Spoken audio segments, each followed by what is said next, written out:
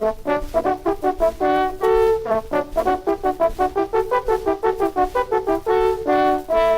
is a tale that was told in the days of good King Arthur and his faithful knights, Sir Gawain and Prince Valiant, and his beautiful wife, Alita. It was about 1,500 years ago, just after the Roman army had left England and gone home to protect their crumbling empire. Arthur called his knights in council to talk about the problems of the kingdom.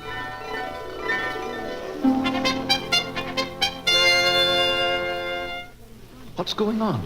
More court business. No, it has to do with tilting, I believe. Must be trouble. Attention! King Arthur will speak.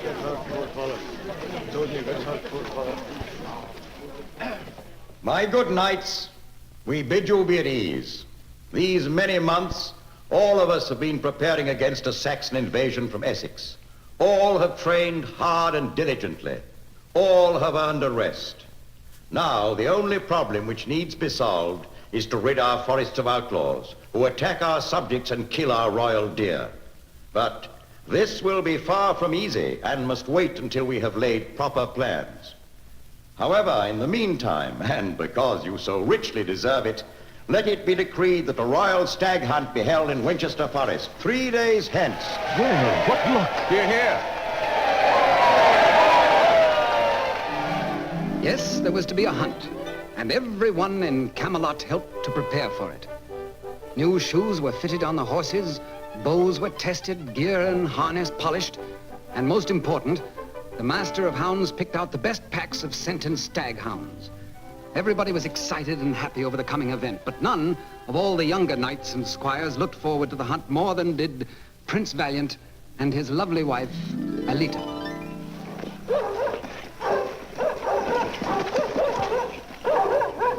Now, my sweet Alita? Yes, my husband? I know you are one always for getting in trouble, so please take heed and do not leave your husband's side during all of this hunt. My most noble lord and master, have I not sworn never to leave you? Yes, yes, I know. But this I also know, that you dearly love excitement. And if I but turn my back, you'll go... Oh, come now, this is no time for lectures. This is a holiday and... Here, Valiant. The scent hounds have found the quarry. Hurry or we won't be there when the stag hounds bring him to bay. Take heed! Watch now!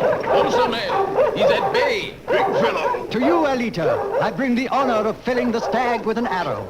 Oh, Sir Gawain, you do me honor indeed. But I fear my skill with a bow is not all that it should be. You are a bit too modest, my lady. Here, take mine. It doesn't pull too hard.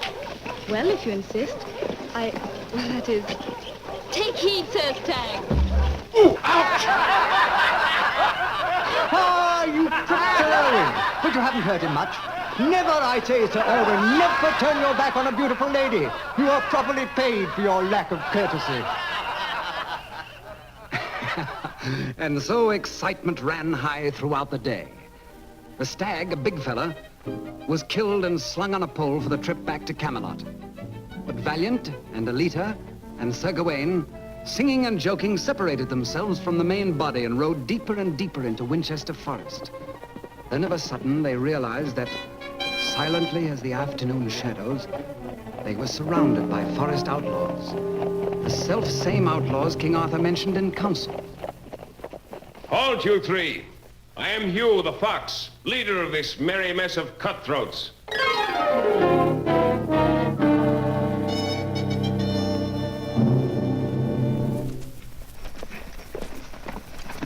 Yes, my lords and lady, I am Hugh the Fox, leader of this band. We steal anything from a beggar's cloak to the king's deer. We've even been known to steal his knights, too. They come in handy for ransoming. I fear you have lived so long in the forest that you have forgotten your manners. Ouch, my ear. Then up on your feet. Even the bed not remain seated when a princess stands. I'm delighted to play host to royalty like Sir Gawain and Prince Valiant. And as a matter of business, princesses fetch a much higher ransom. Now come with me. Hugh the Fox then led his prisoners through the trackless forest. There wasn't any escape, for outlaws were seen all around them, flitting like shadows among the trees. Finally, after miles of walking, A mouth-watering smell of roasting venison filled the glade. And Prince Valiant, Alita, and Sir Gawain saw in a clearing the fire with racks and benches and tables set up for a meal.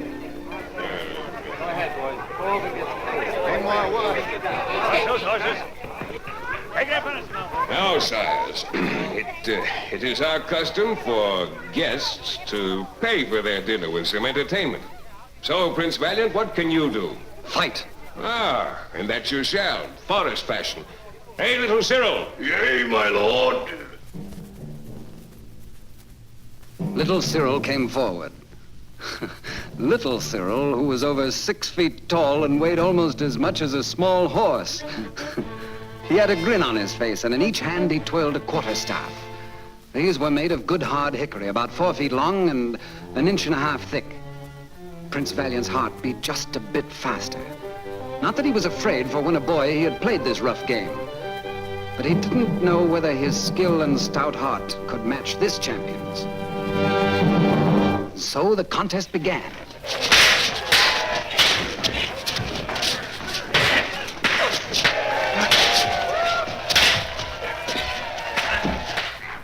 And if Prince Valiant hadn't been quick as a cat, he wouldn't have lasted a minute.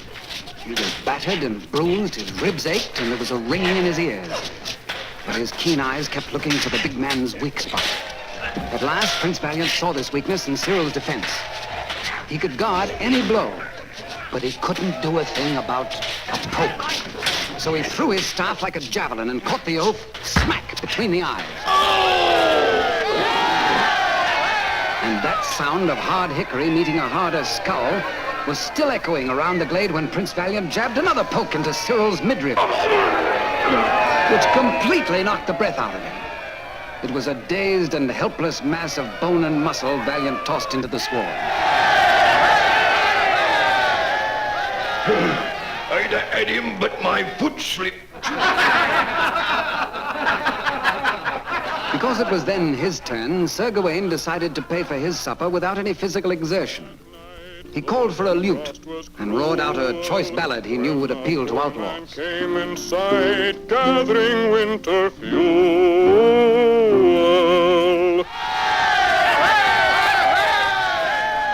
Then they turned to Alita. And because she was a great swimmer, she challenged Hugh the Fox to a race in the lake. Each time, she purposely ended it in a tie. And on the 3rd or 4th trial, The fox leads. He's going to win. This time, Hugh wins. No, it's a tie again. Don't let her, Prince Valiant. She'll be exhausted. quiet, Gawain. Alita's an island girl, and I do believe part mermaid. Save your pity for Hugh. He's nigh waterlogged already. Oh, an honest brigand should be more careful in picking his victims. These 3 are the most upsetting I've ever held for ransom. And as time went by, they became more and more disturbing. Alita, always fresh and dainty, made the whole band pay more attention to clean faces and trimmed beards than to the merry arts of banditry. Valiant and Gawain wrestled with one outlaw after another. The growing line of cripples resulting from this rough sport showed the skill and training of King Arthur's warriors. Hugh listened to the thump of falling outlaws and groaned and was very unhappy. Oh, soon I won't have any able-bodied men left. Hello! Hello! Well, stop the game, men. Here's the courier returned from Camelot. Well, what news, courier? I tried to deliver the demand for ransom, Chief, but the gates of Camelot are tight shut, for the king and all his knights have gone to war on the Saxons.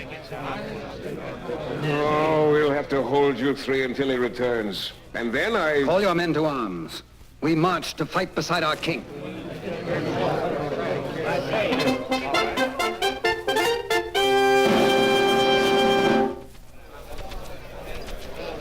I said we march to aid King Arthur.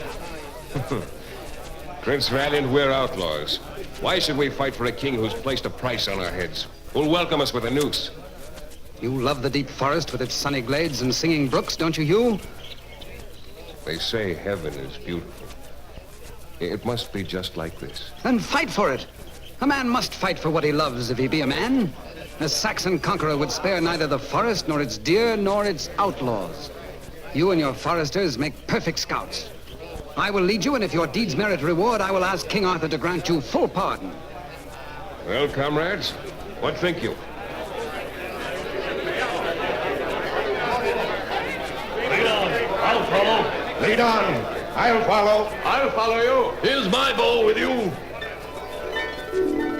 Each outlaw picked up his weapon and followed Prince Valiant. It was a strange troop indeed that finally reached Camelot. Here, Alita remained, for women, no matter how bold or daring, have no place in battle. Sir Gawain rushed to join Arthur, but Prince Valiant, after arming lightly, strode swiftly eastward, using the forest paths. He only saw his men when a shadowy figure stepped silently from among the trees and gave him directions. At last, Prince Valiant came upon Arthur's camp and immediately offered the king the services of his band of scouts. And he told nobody that the scouts were outlaws. Arthur welcomed him. If your men will supply us constantly with information of Chief Horsa and his Saxon army, and at the same time, let none of their supply columns get through, then, Prince Valiant, even though they be stronger in numbers, we will outwit them. Sire, it will be done. And done it was. Hugh the Fox called his band together, not by blowing a horn or shouting, just a certain bird call that passed from man to man. Prince Valiant told what was wanted of them. He gave no orders, for he knew they were as wild and free as their forests and would do things their own way. But day after day, vital information passed back to King Arthur. And day after day, no food went through to the enemy. Nor did Horsa, chieftain of the Jutes and Saxons, learn anything of Arthur's whereabouts. Well-aimed, silent arrows stopped all his scouts. Horsa, the mighty chief, became desperate. He was unable to learn the strength of Arthur's army, and now his men were starving. So he ordered a retreat to a stronger position. And in the king's camp that night, Arthur made a startling announcement, proposing a seemingly impossible move. We will move our army of mounted knights unobserved through the deep forest. As this has never been done before, Horsa will not suspect us. Prince Valiant's scouts will find the necessary path and game trails and screen the maneuver from enemy spies. We will do it, sire. Horsa was an able leader. His army was unmounted, so he moved it back toward Essex in battle formation and over terrain unsuited to knights on horseback. But where were Arthur's mounted knights? Horsa felt as if he were fighting with shadows, for the scouts he sent out never returned. Then, to his surprise, he saw King Arthur's forces before him. For a moment, he pondered. The knights in battle array were afoot. Was this a trick? But no, it could not be. It would have been well-nigh impossible to have penetrated that dense forest on horseback. The knights must have dismounted and marched to their present position on foot. So Horsa sounded the charge, and Arthur, on the edge of the woods, heard. He fell into our trap, men. Remember each and every step, you leaders. We're outnumbered, so our men will fall back in good order and fight fiercely. But we will be forced back nevertheless. Now, when you hear the horn, remember to... And across the wide meadow right to the forest's edge, they retreated. Then the horn sounded. There was wild shouting, and mounted knights thundered out of the shadows.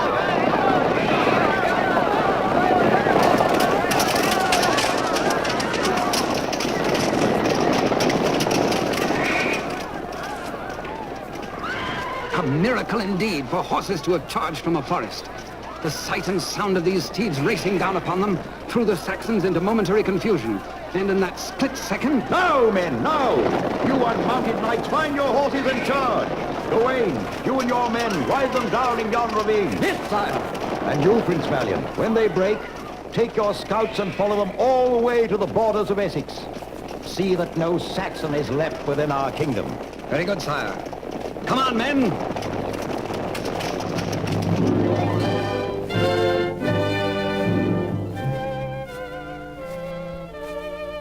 That is how Horsa was tricked into fighting on a field chosen by Arthur. And so England was saved from the barbaric horde.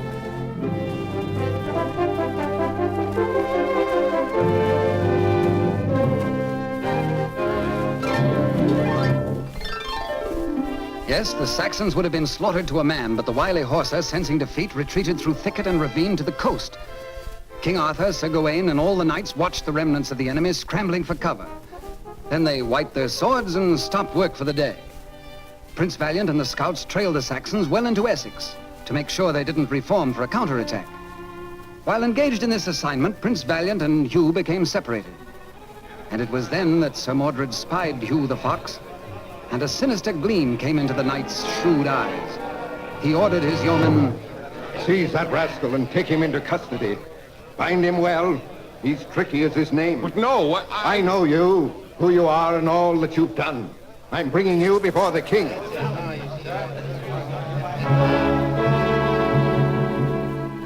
Hugh's wrists were bound, and he was led before King Arthur. He stood erect, silent, proud, and looked his king defiantly in the eye. Sir Mordred, what have you here? Sire, this is Hugh the Fox, leader of a band of cutthroats. I found him skulking about the battlefield, and I brought him in for trial. Indeed. Be this the rogue who, lo, these many years has kept our forests lively? I know him, sire. He held me for ransom. Well, I know Hugh, the robber. 'Tis he, my lord. Yes, yes, we know him well. Hang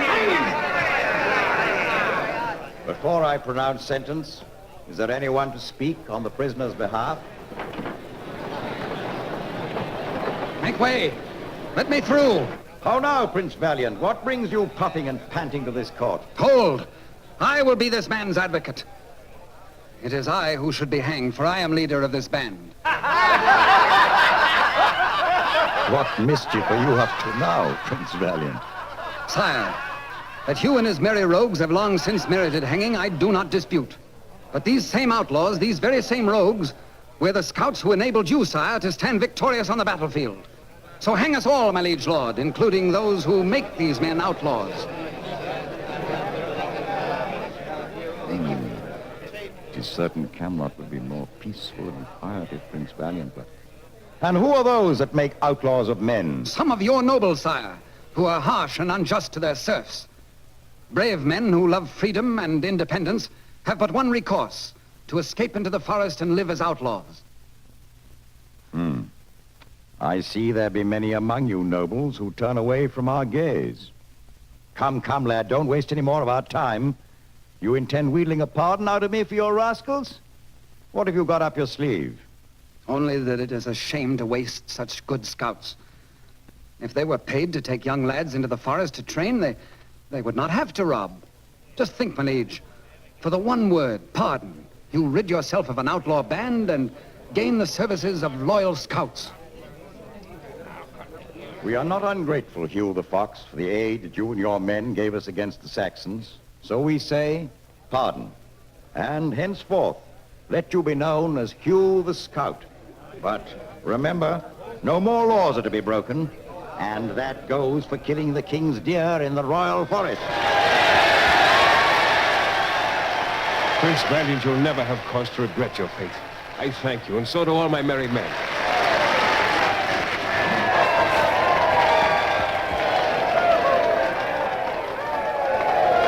Comrades, you have won your pardon.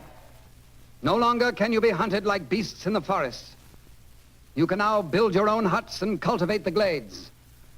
Proudly will you raise your children as loyal subjects of the good King Arthur. But remember, you are scouts of the royal army and must train young lads sent to you. Your knowledge of woodcraft and hunting will make them valuable soldiers to protect Britain from all her enemies. For freedom also has its responsibilities.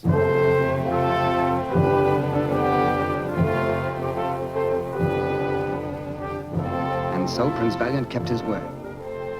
King Arthur gave his outlaw scouts a full pardon. And so Hugh the Fox became Hugh the Scout. And once each year trained many a future warrior in the arts and secrets of forest life. Surely many of these secrets were passed down through the centuries. And maybe even to the commandos.